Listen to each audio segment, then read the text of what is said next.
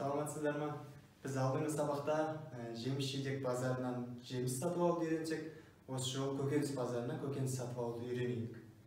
Көкөніс базары қалай аталады? Цай шичаң. Цай шичаң.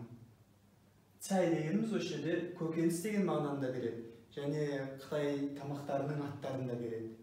Шичаң деген нарық, базар деген мағынаны білдіреді. Цай шичаң, көкөніс нарығы. Енді көкөніс нарығында біз кейбір көкөністердің аттарын білмей жатамыз, немесе бағасын білгіміз келеді. Соның сұрақтары былай болады.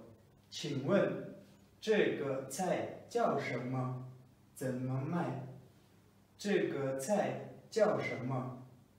Мынау көкөніс қалай аталады? 这个деген мынау, цай деген көкөніс, 叫什么деген қалай аталады? 怎么卖? Қанша тұрады? Сосын көкөніс базарларда бізде сатушы болады. Сатушы бізде лаубан. Негізі лаубан деген сөздің тіке мағынасы бастық, бос деген мағынаны береді. Бірақ сол көкөніс базарында өзінің көкөністерін сатып тұрған адам өзінің көкөністеріне басшы болғандықтан, ол сатушыға да айналады. Лаубан. Сатып алу. Май. Май. Сату. Май. Май.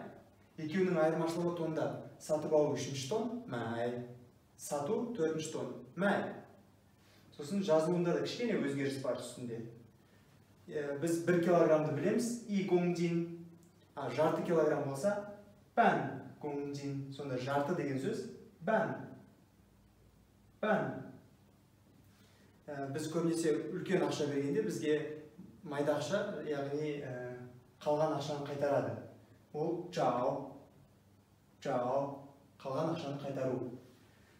Жалпы қанша болды деп сұраймыз. Сол кезде и гоңдин дошау чен. И гоң дошау чен.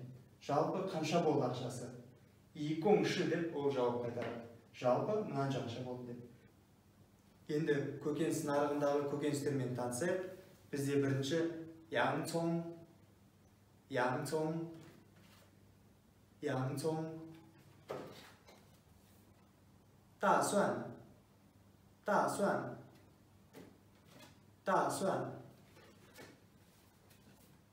茄子，茄子，茄子，番茄，番茄，番茄，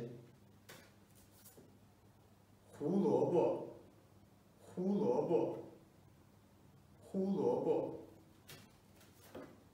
辣椒，辣椒，辣椒，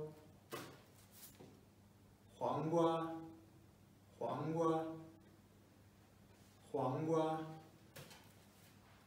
南瓜，南瓜，南瓜，土豆，土豆，土豆。 卷心菜，卷心菜，卷心菜。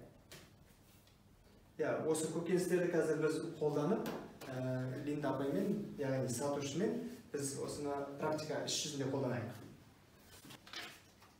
老板，这个菜叫什么？这个菜叫卷心菜。怎么卖？ 卷心菜一个15块，15块。我需要一个卷心菜和半公斤土豆。半公斤土豆吗？土豆1公斤10块，15块加半公斤5块，一共是20块。好的，我给你500块。哦。 那我找你480块。好的，谢谢，再见。再见。